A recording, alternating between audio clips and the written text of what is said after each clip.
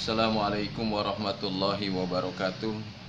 Selamat jumpa anak-anakku sekalian di pagi hari ini di pelajaran fikih di hari Senin. Tentunya kita kemarin sudah sama-sama merayakan HUT RI yang ke-75, kemudian kita merayakan tahun baru Islam 1442 Hijriah.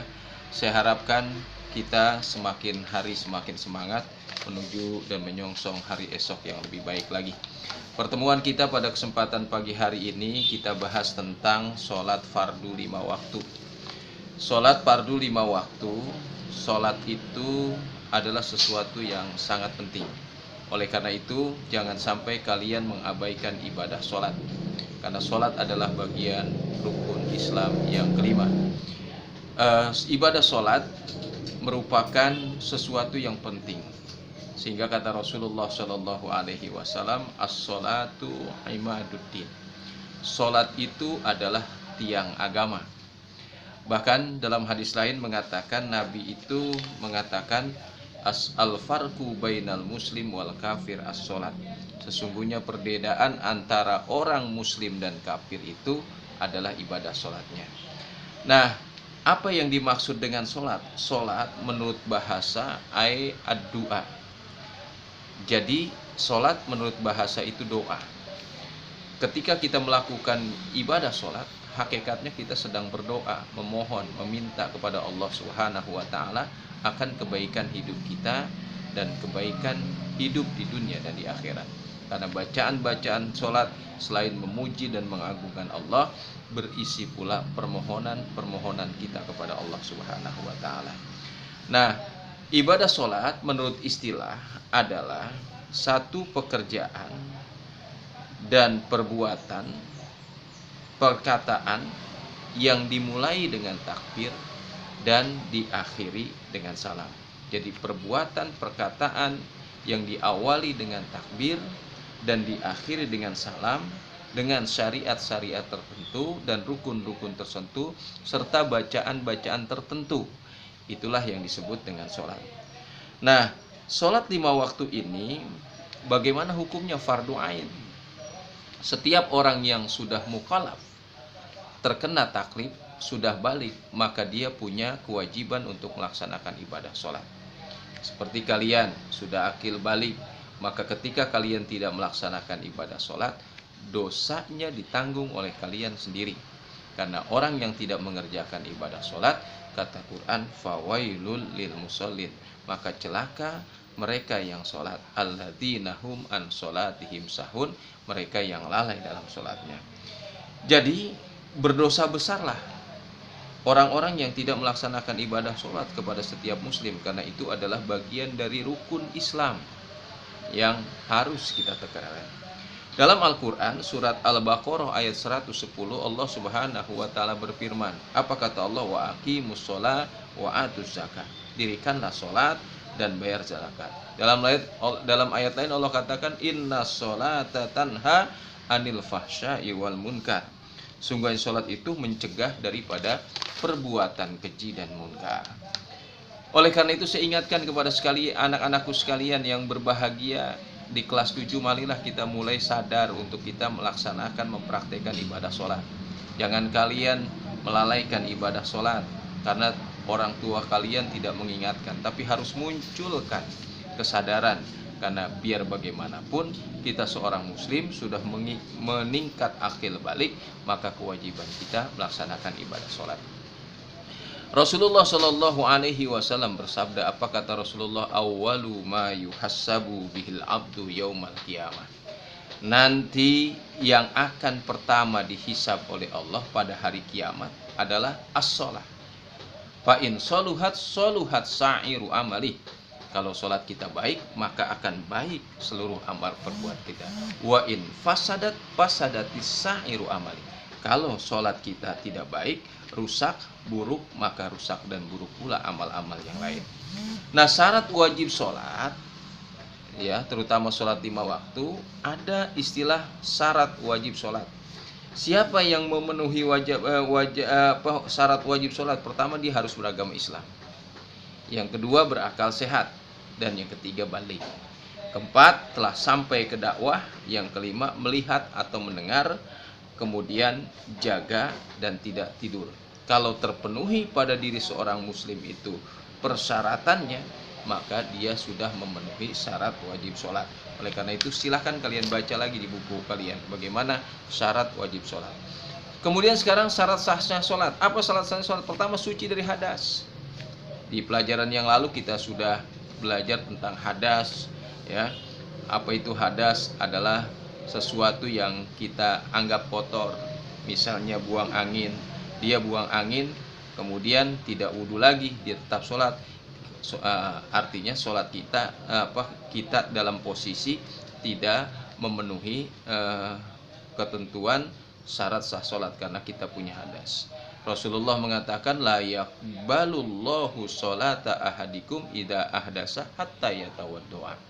Allah tidak menerima sholat seseorang di antara kamu yang berhadas sehingga dia berwudu.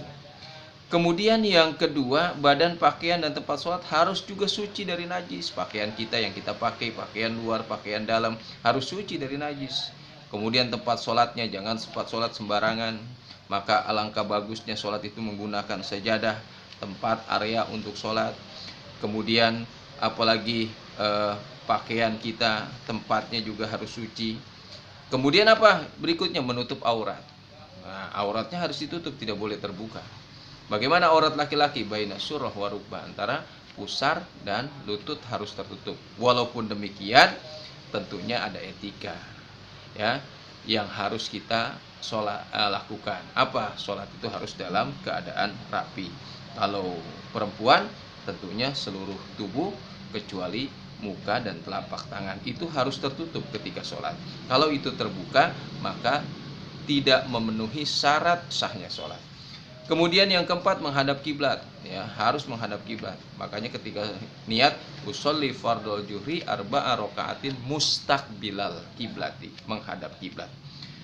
Kemudian yang kelima, syarat sahnya telah tiba waktu sholat. Kalau belum waktu sholat, kita sholat saja, maka tidak sah. Kita mau berangkat pergi jam 11:30, supaya nanti kita nggak sholat lagi 11:30 sholat zuhur, tidak sah. Kenapa? Belum masuk waktu sholat. Jadi harus sudah masuk waktu sholat, apa? Ditandai dengan suara adzan. Rukun sholat yang kita tahu, ada yang mengatakan 17, ada yang mengatakan 13. Kedua-duanya sah saja, ya. Yang membedakan itu di tumak ninah. Kalau yang 17 setiap gerakan diiringi dengan tumak ninah. Mana rukun sholat? Pertama niat, ya.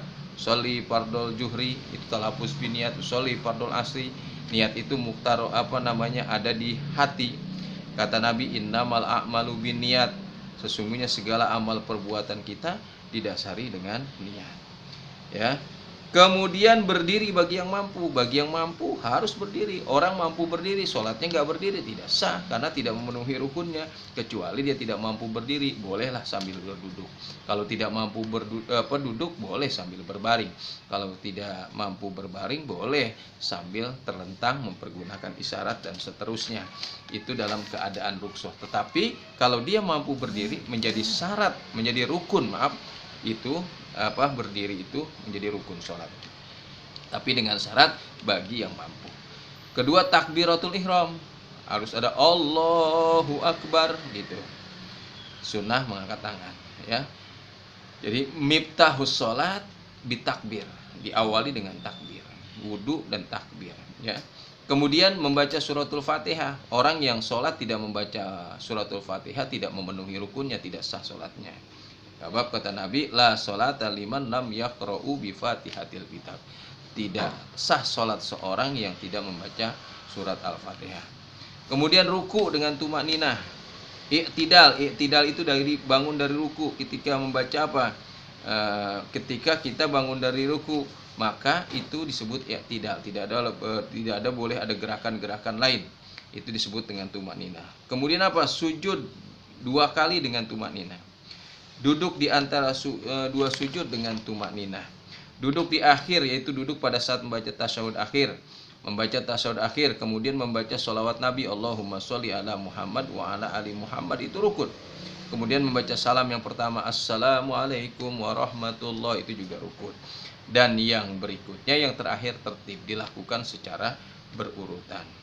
Kemudian sunnah sholat. Sunnah sholat itu terbagi kepada dua. Ada yang disebut dengan sunnah abad, ada yang disebut dengan sunnah hayat.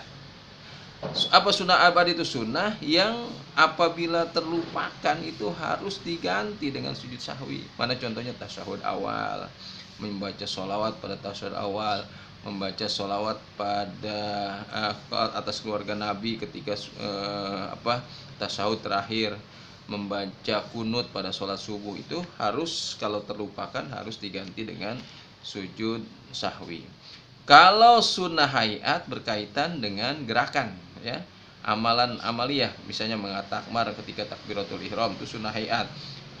Kalaupun tidak dilakukan, tidak perlu diganti dengan sujud sahwi. Yang jelas intinya sunat itu ada dua dalam sholat, sunat abad, sunat hayat. Kalau abad berkaitan dengan bacaan yang harus digantikan dengan sujud sahwi apabila terlupakan. Kalau sunnah hayat tidak perlu diganti dengan sujud sahwi apabila terlupakan.